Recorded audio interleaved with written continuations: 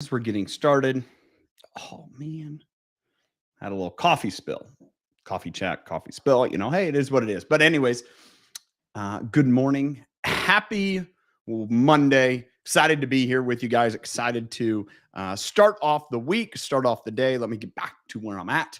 Make sure I have my notes in place here. And I hope you had a wonderful weekend. Hope you were able to enjoy the last weekend of summer. Fall officially will land later this week. Actually, my son's 13th birthday. Excited. Good times. Anyways, want to share with you this morning a topic kind of top on the list.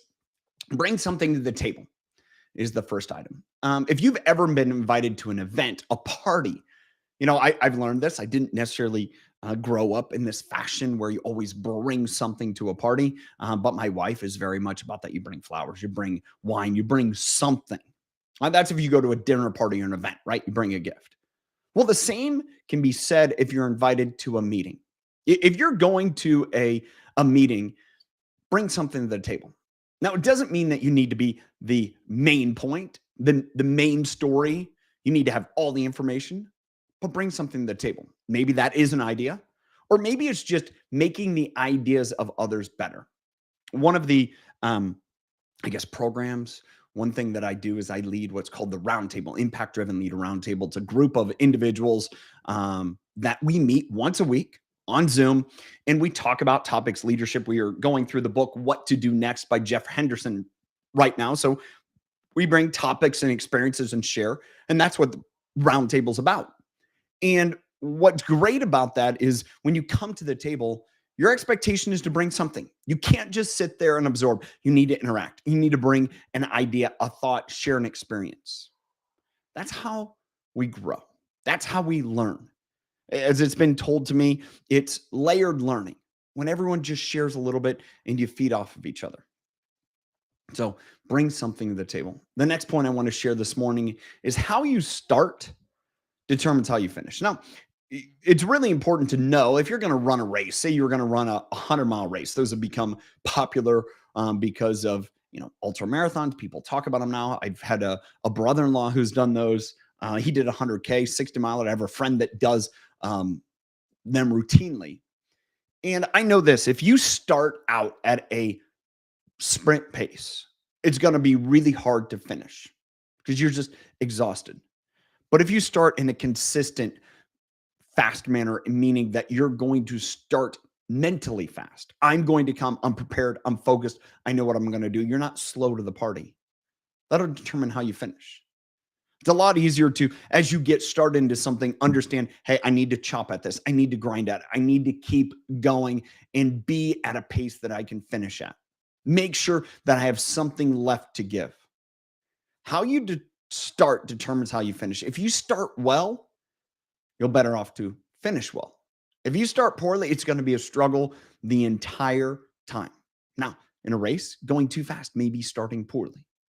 If you're in a leadership position, if you're within a group, if you start poorly, meaning that you make mistakes, maybe you don't enlist the engagement of others, it's going to be difficult to finish. The idea is that you finish well. Last thing here, I'm going to tap into just a lesson learning right now, experiencing. Performance is more about mindset than results. How you perform really is determined by what you expect out of it. If you're only looking for results, man, your performance is going to be challenged. Sometimes you have to take steps back to go forward. I read the story this weekend where there was a 15-year-old, the youngest player ever to start in an English Premier League match. And his coach was talking about it's a process.